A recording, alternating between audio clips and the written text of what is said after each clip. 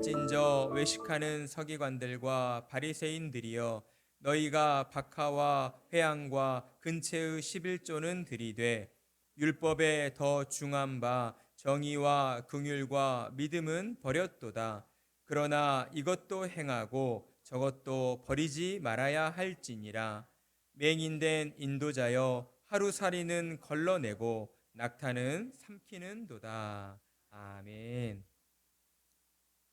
오늘 우리는 화 있을진저 세 번째 시간으로 하나님의 사랑으로 채우라는 제목으로 말씀의 은혜를 나누도록 하겠습니다.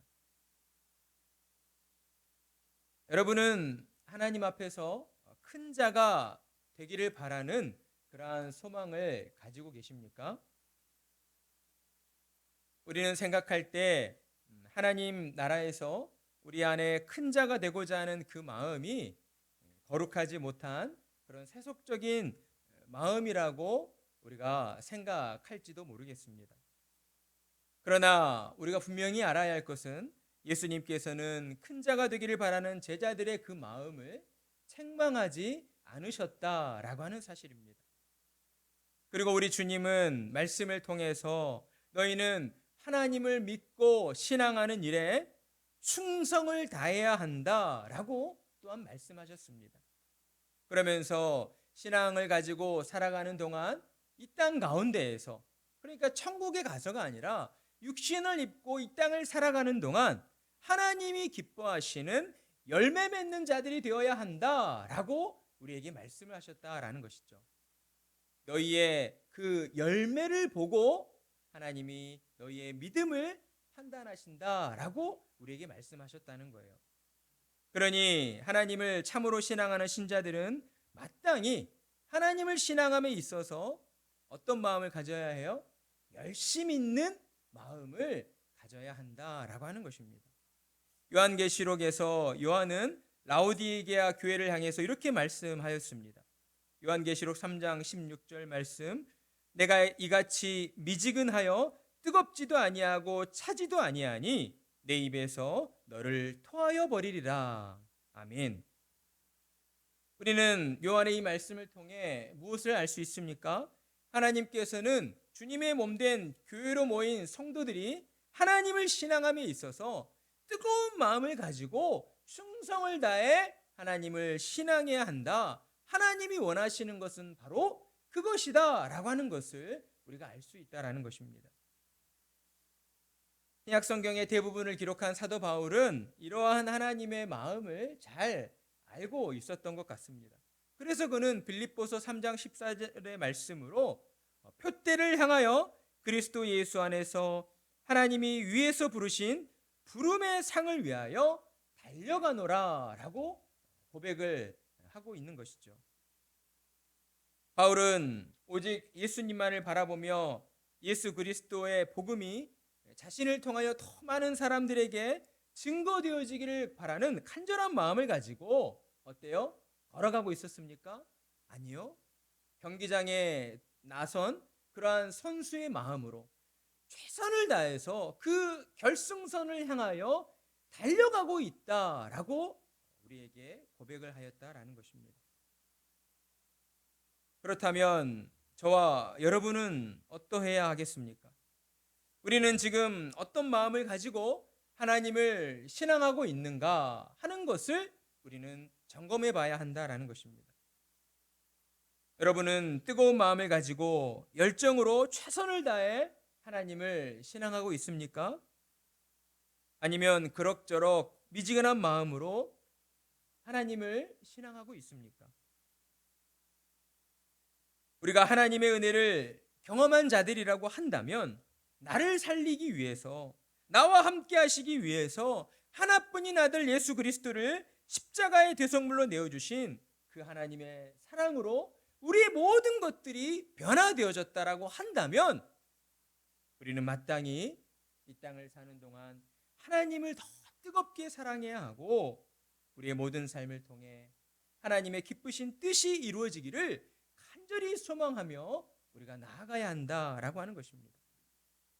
마음으로만, 입술로만 하나님께 감사합니다 라고 고백하고 끝내는 것이 아니라 진정으로 하나님을 기쁘시게 해드리기 위해서, 하나님을 영화롭게 해드리기 위한 그러한 실제적인 행함들이 우리를 통해 이루어져야 한다라고 하는 것이죠.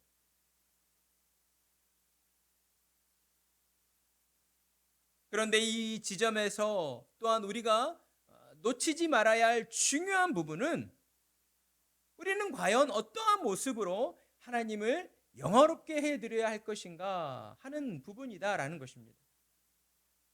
예수님은 이 부분을 지적하시고 가르쳐 주시기 위해서 계속하여서 서기관들과 바리새인들과 또 제자들을 향하여 하나님의 참뜻이 어디에 있는가를 말씀해 주고 있는 것이죠. 23장 11절과 12절의 말씀을 보게 되면, 너희 중에 큰 자는 너희를 섬기는 자가 되어야 하리라. 누구든지 자기를 높이는 자는 낮아지고 누구든지 자기를 낮추는 자는 높아지리라 라고 말씀을 하셨습니다. 그러니까 열심을 내어서 하나님을 신앙하는 것, 신자의 마땅한 자세이고 하나님이 매우 기뻐하시는 일이지만, 하나님을 향한 그 열심 있는 신앙이 하나님을 영화롭게 해드리고자 하는 우리의 노력들이, 우리의 행함들이 내가 원하는 대로, 내가 원하는 방법대로 이루어져서는 안 된다라고 하는 것입니다. 그것을 지금 우리에게 가르쳐 주시고 있는 것이죠. 그렇다면 어떻게 이루어져야 하는 것인가? 하나님을 영화롭게 하고자 하는 우리의 열심 있는 그 신앙의 모습은 반드시 주님이 우리에게 가르쳐 주시는 대로, 주님이 우리에게 말씀하여 주시는 대로 이루어져야 한다라고 하는 것입니다. 그리고 또한 우리를 위하여 친히 십자가 위에서 자신의 전부를 희생하여 주신 그러한 겸손의 모습을 본받아 이루어져 가야 한다라고 하는 것입니다. 그런데 서기관들과 바리새인들은 그러지 못했다라고 하는 것이죠. 예수님이 계속해서 그 부분을 지적하고 계시고 있는 것입니다. 그들은 다른 유대인들과 비교할 수 없을 만큼의 신앙의 열심을 가지고 있었습니다. 그리고 또한 구약의 말씀, 율법에 능통한 자들이었습니다. 그러니 그들이 정말 하나님을 향한 그 열심 있는 신앙으로 하나님 앞에 자신의 그 신앙을 드리고자 한다면 얼마나 바른 모습으로 하나님을 신앙할 수 있었겠습니까? 그러나 그들은 그러지 않았다라고 하는 것이죠. 자기 안에 있는 그 열심 있는 신앙을 가지고, 자기가 알고 있는 하나님을 아는 그 율법을 가지고서도 진정으로 하나님을 영화롭게 해드리기보다는 누구를 위하여? 자기 자신을 위하여, 하나님을 위하여서가 아니라 자기 자신을 위하여, 자신이 영광받는 일들에 그 많은 열심들을 쏟아내고 있었다라고 하는 것입니다. 그러니 주님이 보실 때에 그들의 신앙의 모습은 참으로 안타까울 수밖에 없었던 것이죠.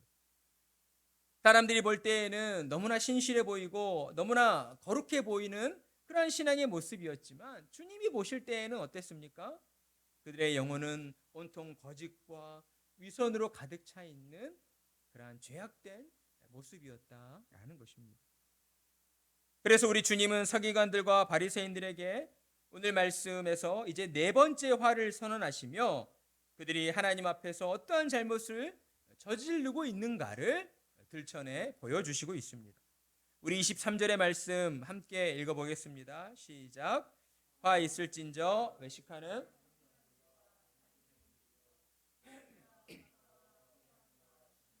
11조는 들이되 율법에 더 중한 바 정의와 긍휼과 믿음은 버렸도다. 그러나 이것도 행하고 저것도 버리지 말아야 할지니라. 아멘. 예수님께서는 서기관들과 바리새인들의 잘못을 깨우치시기 위해서 그들이 행하였던 두 가지 행동을 대조하여서 우리에게 말씀해 주시고 있습니다. 자, 무엇을 대조하고 있습니까? 그들의 두 가지 행함, 뭐가 있었죠? 첫 번째는 박하와 회양과 근체의 11조는 들이되, 그러니까 행한다라는 것은 동사잖아요. 그러니까 그들이 하나님 앞에 무언가를 드렸어요. 그러니까 이 드렸다는 것과 또 한 가지의 그 행함은 무엇이었습니까? 뒤에 나오는 정의와 긍휼과 믿음은 버렸다라고 하는 것이죠. 예수님께서는 서기관들과 바리새인들의 신앙생활의 모습 가운데에 이 드렸다는 것과 이 버렸다는 것을 대조하여서 그들이 지금 무엇을 잘못하고 있는가를 그들에게 깨우쳐 주시고 있습니다. 자, 먼저 서기관들과 바리새인들은 무엇을 드렸다고 말씀하고 계십니까? 그들은 박하와 회향과 근체의 11조를 드렸다라고 말씀하고 있습니다. 우리는 이 말씀이 어떤 의미로 하시는 것인가 쉽게 이해하기 어렵습니다. 11조를 드렸다라고 한다면 큰 액수의 어떤 돈에 11조를 드렸다 이렇게 설명을 해주시면 좀 더 이해하기가 쉬울 텐데 지금 우리가 잘 알지 못하는 것들을 나열하시면서 11조를 드렸다라고 하시는 거예요. 그렇다면 박하와 해안과 근체는 무엇인가? 박하는 팔레스타인 지역의 강이나 개울에서 흔하게 볼 수 있는 식물이었습니다. 6월절 식사 때 이 무교병, 그러니까 빵을 부풀리는 것 넣지 않는 그 무교병, 떡처럼 생긴 단단한 그 무교병과 함께 먹는 쓴 나물의 양념으로 사용하던 식물이었습니다. 그리고 회향과 근체도 주로 허브과에 속하는 식물로서 향신료로 주로 사용되던 것들이었습니다. 우리가 보통 향신료를 어느 때 사용합니까? 음식을 이렇게 해 먹을 때 어떤 독특한 맛을 내고자 할 때 향신료를 사용합니다. 그러다 보니까 향신료는 어때요? 많이 사용합니까? 아니죠. 아주 조금만, 개인의 취향에 따라 다를 수는 있겠지만 아주 조금의 양만을 사용하는 것이 일반적입니다. 그러니까 예수님께서 서기관들이 박하와 회향과 근처의 11조를 드렸다라고 말씀하시는 것은 그들이 정말 아주 적은 양의 향신료를 사용함에 있어서도 하나님 앞에 11조를 드려야 되겠다라는 마음을 가졌다라는 것입니다. 예수님은 그들의 그 마음이 잘못되었다라고 어떤 비난하거나 책망하시면서 이 말씀을 하시고 있는 것이 아닙니다. 하나님 앞에서 정말 하나님을 향하여서 철저하게 11조를 드리고자 하는 그들의 마음을 인정해 주시고 있는 거예요. 그렇다면 무엇이 문제인 것입니까? 그 뒤에 나오는 버렸다라고 하는 부분이 문제가 된다라고 하는 것이죠. 11조보다 더 중요하게 드려야 할 것을 그들은 도리어 버리고 있었다라고 하는 것입니다. 그것이 문제라는 것이죠.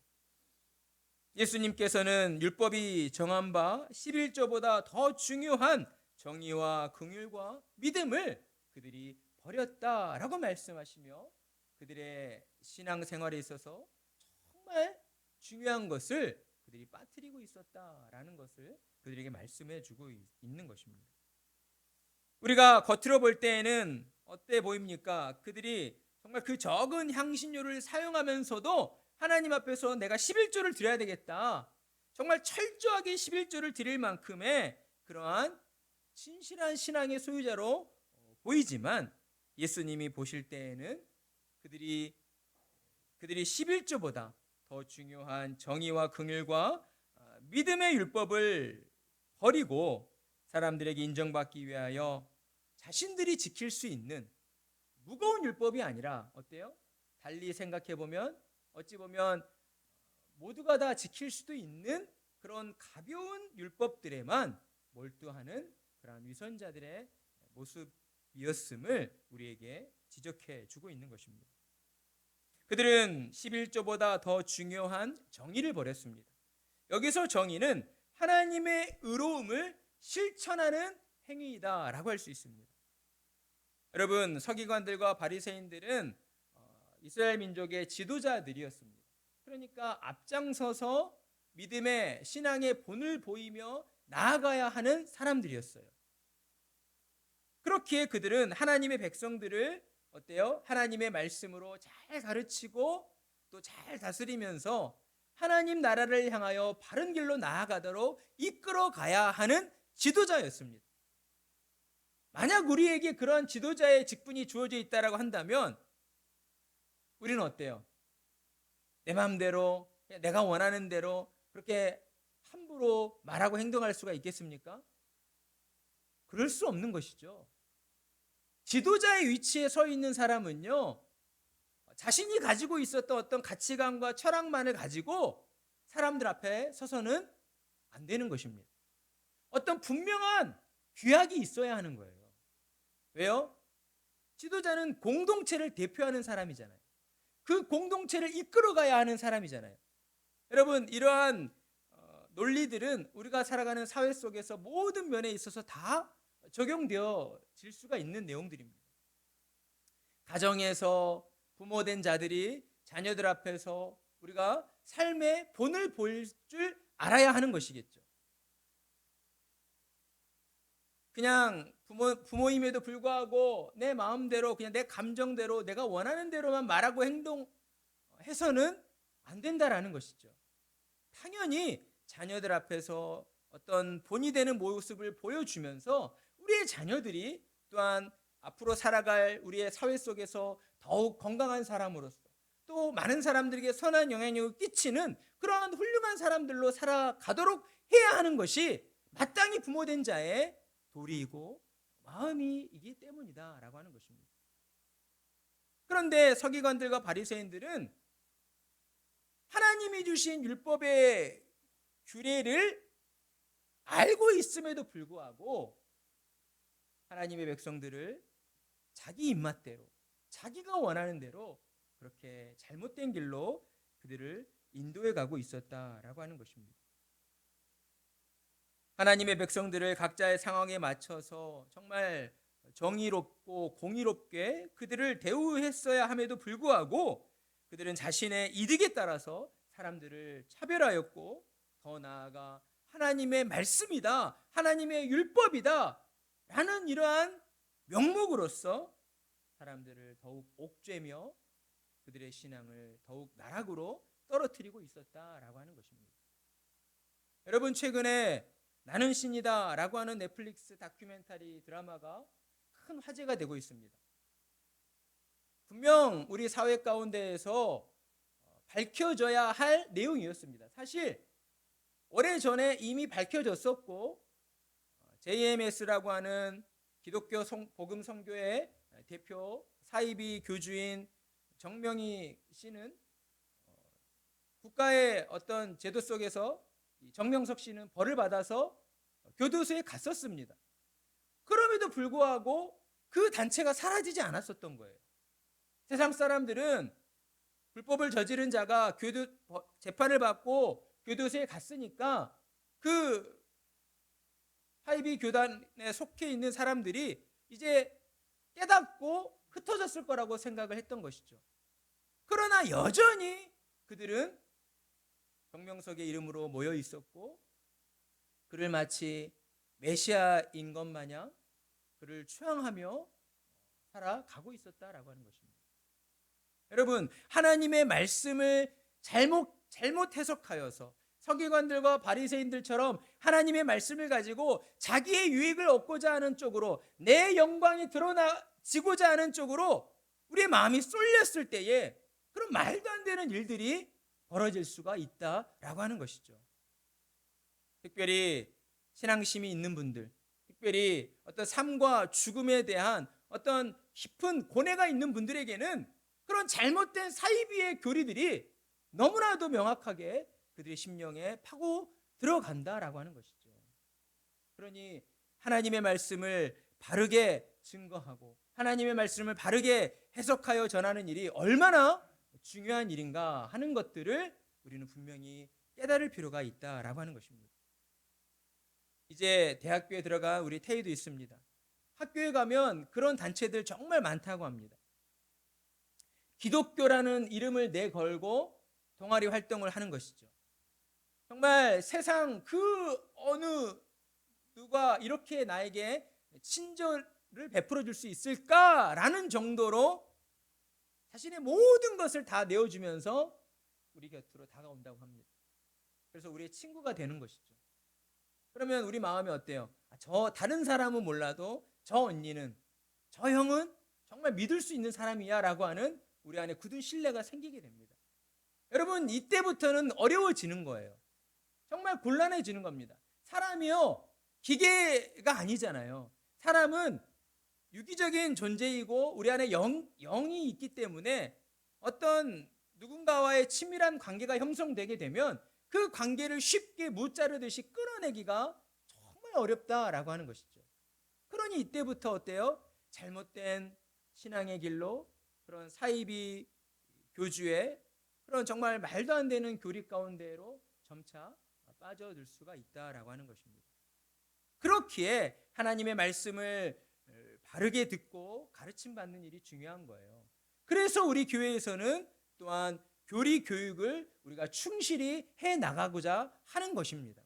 왜요? 성경 66권의 말씀을 우리가 다 암송하지 못하잖아요.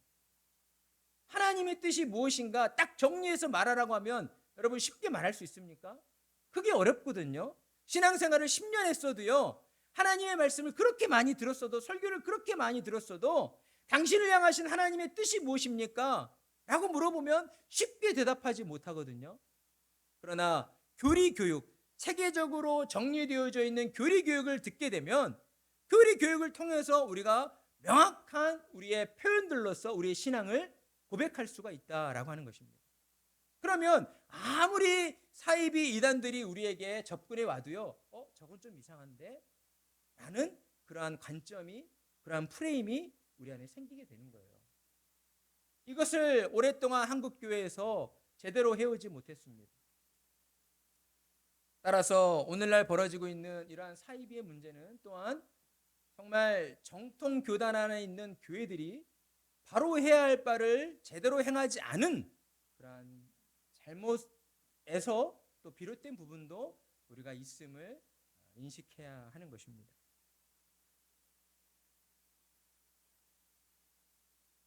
그리고 또한 예수님은 그들이 무엇을 버렸다라고 말씀하셨습니까? 그들은 11조보다 더 중요한 긍휼을 버렸다라고 말씀하였습니다. 여러분, 긍휼은 공경에 처하거나 환난이나 어려움을 겪는 사람들을 도와주는 자비를 실천하는 행위입니다. 주님은 분명 우리에게 내 이웃을 내 몸과 같이 사랑하라 라고 말씀하셨어요. 그러나 서기관들과 바리새인들은 어려운 이웃들을, 어려운 형제들을 도와주는 일에 힘쓰기보다는 어때요? 하나님의 율법을 가지고 도리어 어려운 이웃들을 고난당하는 자들을 멀리하는 그러한 잘못을 저지르고 있었습니다. 이런 대표적인 말씀이 예수님께서 누가복음 10장 25절 37절에서 하신 강도 만난 사람을 누가 도와주었느냐. 여러분, 그 말씀 혹시 기억나십니까? 어떤 사람이 산속을 가다가 강도를 만났잖아요. 그래서 강도 만난 사람이 이제 쓰러져 있었는데 한 사람이 지나갑니다. 예수님은 그 첫 번째 사람을 누구라고 했냐면 이제 제사장이 지나가고 있었다라고 했어요. 그런데 그 제사장이 강도 만난 사람을 도와주었습니까? 아니면 그냥 지나쳤습니까? 도와주지 않고 그냥 지나쳤습니다. 그런데 놀라운 것은요, 성경 말씀을 보면 그냥 지나쳤다라고 표현하시지 않고 그를 보고 피하여 가더라 라고 말씀을 하고 있는 것이죠. 여러분, 제사장들이 왜 피했을까요? 피는 어째요? 피째 먹지 말라, 피는 부정하다 라고 하는 그 레위기에 나오는 그 율법의 규례를 그들이 알고 있었기 때문인 거예요. 부정한 것을 가까이 하지 말라, 만지지 말라라고 하는 그러한 하나님의 그 말씀의 율법을 왜곡한 것이죠. 잘못 해석한 것이죠. 모든 상황에서 그 말씀을 일반화시켜가지고 저 사람은 나보다 천민이야, 부정해. 저 사람은 나보다 가난한 사람이야, 부정해, 정결하지 못해. 이런 식으로 사람들을 어때요? 무시하고 또 모멸하고 있었다라는 것이죠. 내 이웃을 내 몸과 같이 사랑하라 하신 하나님의 계명을 그들은 온전히 깨닫지 못하고 있었던 거예요. 그러니까 도리어 하나님의 그 율법을 가지고 강도 만난 자를 피해가는 그러한 명분으로 그들이 삼고 있었다라고 하는 것입니다. 우리는 분명히 깨달아야 합니다. 하나님 앞에 나와 제사 드리고 11조를 드리는 것보다 더 중요한 것이 무엇입니까? 더 중요한 것이 무엇이에요? 긍휼을 베푸는 거예요. 예수님께서 우리에게 십계명의 율법을 두 가지의 대강령으로 정리해 주셨잖아요. 1계명부터 4계명은 하나님을 사랑하라. 그리고 5계명부터 10계명은 누구를 사랑하라? 내 이웃을 내 몸과 같이 사랑하라 라고 말씀하셨다는 것입니다. 여러분, 우리가 신앙생활하면서 이런 면에 있어서 얼마나 우리가 깨어 있어야 하는가. 우리는 늘 하나님의 말씀을 듣고 우리의 그러한 잘못된 습관들 또 인식들을 계속해서 고쳐나가야 하는 것이죠. 하나님 앞에 나와 예배를 드린다고 하지만 정작 돌아서서 세상을 향하여 나아가서는 하나님의 사랑을 흘려보내지 않는 그러한 우리의 이중적인 모습들, 우리는 하나님 앞에서 늘 점검해보고 또 돌이켜봐야 하는 것입니다. 그리고 또한 그들은 11조보다 더 중요한 믿음을 버렸습니다. 여기서 믿음은 하나님을 믿는 믿음을 의미하는 말씀이 아닙니다. 이것은 모든 행함에 있어서 정직하고 진실하고 또 신실하게 행해야 한다라는 그러한 믿음을 의미하고 있는 것이죠. 그런데 서기관들과 바리새인들은 사람들 앞에서 자신이 어떻게 하면 더 신실한 사람으로 보일까를 늘 생각하며 철저하게 율법을 지키는 사람으로 자신을 포장하며 거짓 행세를 하고 있었던 것입니다. 거짓은 항상 또 다른 거짓을 낳게 되어 있습니다. 가벼운 말로 거짓말을 했지만 그 거짓말을 나중에 다시 포장하기 위해서, 거짓말이 드러나지 않기 위해서 또 다른 거짓말을 낳게 되는 것처럼 그들은 계속해서 사람들 앞에서와 하나님 앞에서 자신을 철저하게 율법을 지키는 사람인 것처럼 그렇게 위장하고 또 위선자의 모습으로 살아가고 있었다라는 거예요. 예수님은 율법이 정한 바 더 중요한 정의와 긍휼과 믿음을 그들이 버렸다라고 우리에게 말씀을 하였습니다. 그러나 마태복음의 말씀과 동일한 사건을 기록하고 있는 누가복음 11장 42절의 말씀을 보게 되면 예수님께서는 조금 다른 표현으로 그들의 이 말씀을 하시고 있다는 것을 우리가 보게 됩니다. 누가복음 11장 42절,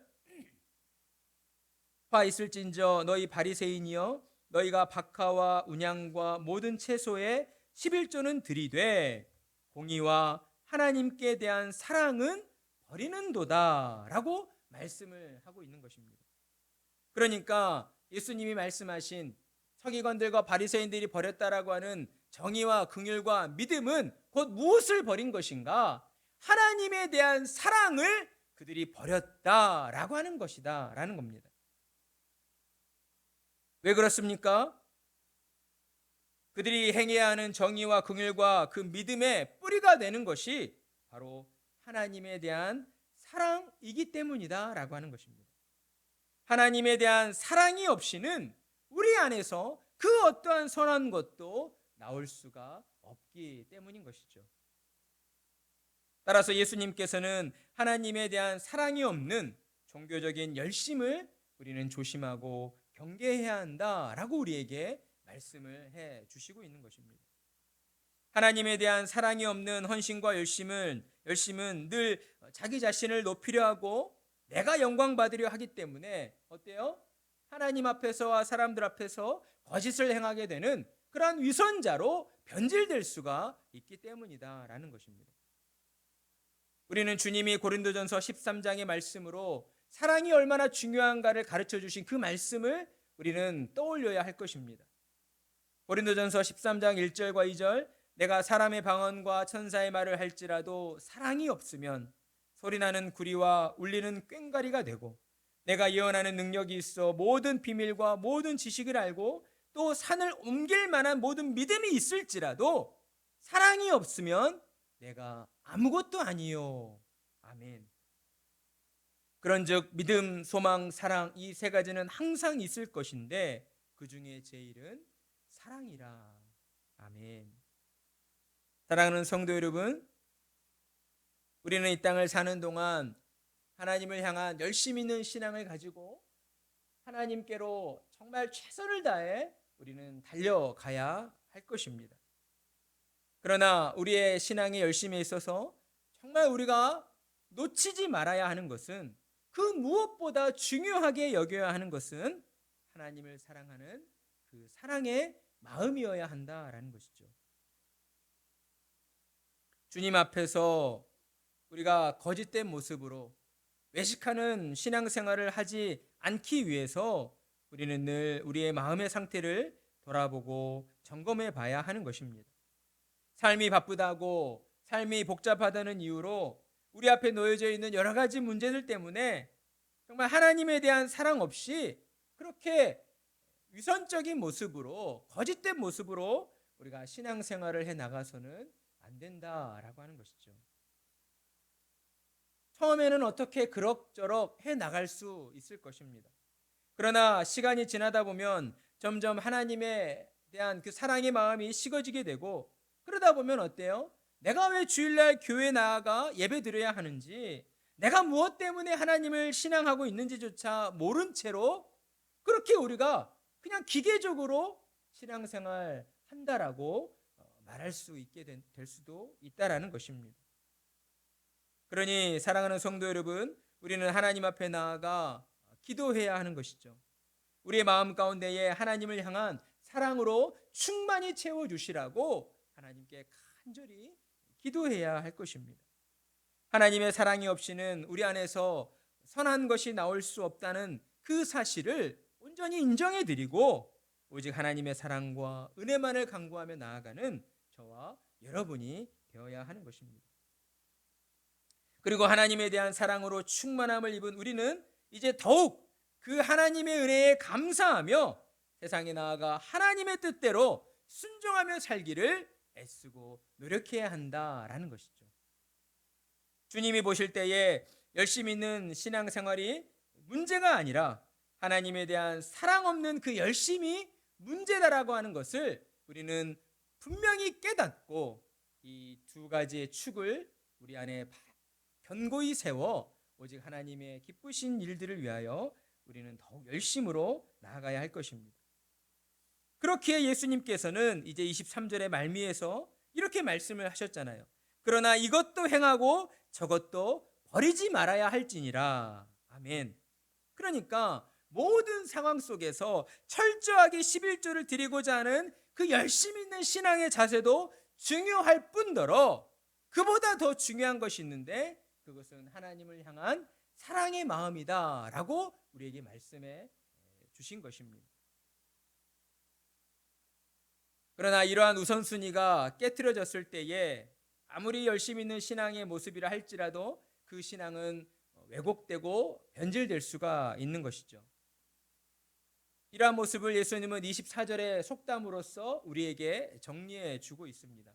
우리 24절의 말씀 함께 읽겠습니다. 시작. 맹인된 인도자여. 아멘.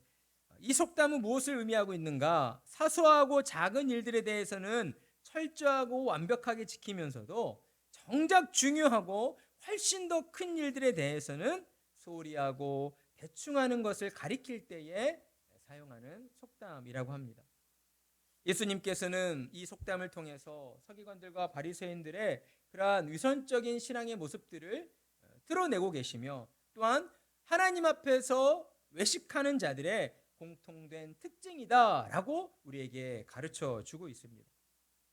위선자들은 하나님을 신실하게 신앙한다 하면서도 하나님의 말씀을, 하나님의 율법을 자기의 상황에 맞춰서 자기 입맛대로 가려서 적용한다라고 하는 것이죠.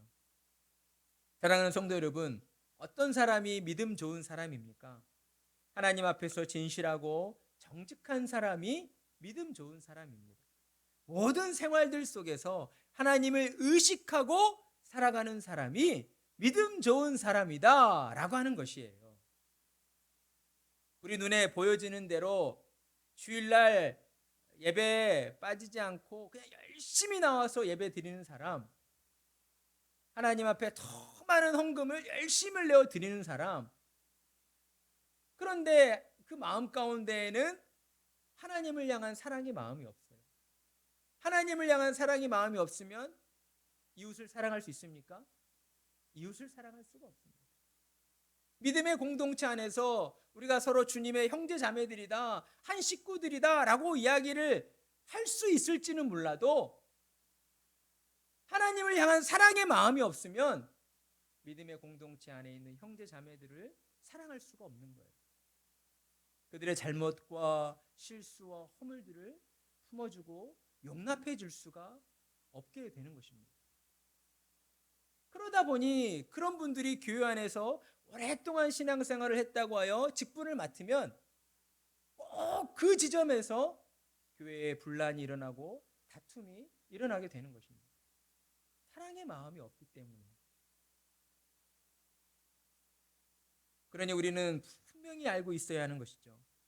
하나님 앞에서 정말 믿음 좋은 사람은 모든 상황들 속에서 하나님을 의식하는 사람이다 라고 하는 것입니다.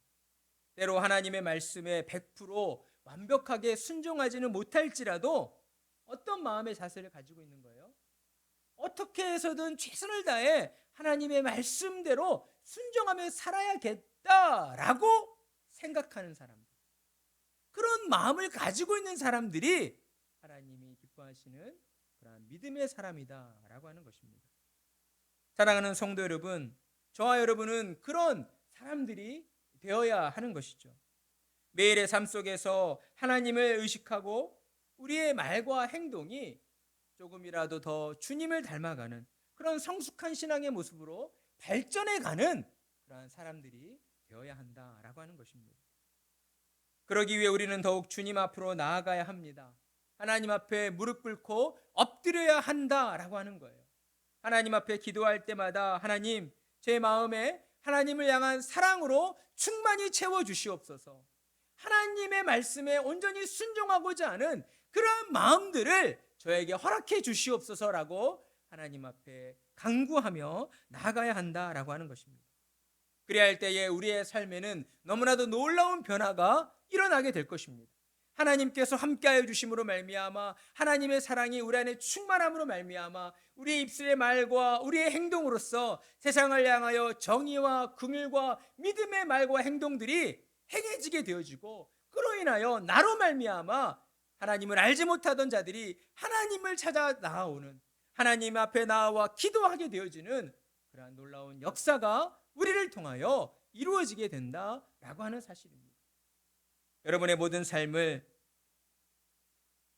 하나님 앞에 맡겨드리고 오직 하나님만을 사랑하는, 하나님의 사랑으로 충만하여 지기를 간절히 간구하시는 참으로 복된 성도님들이 되시기를 간절한 마음으로 축복합니다.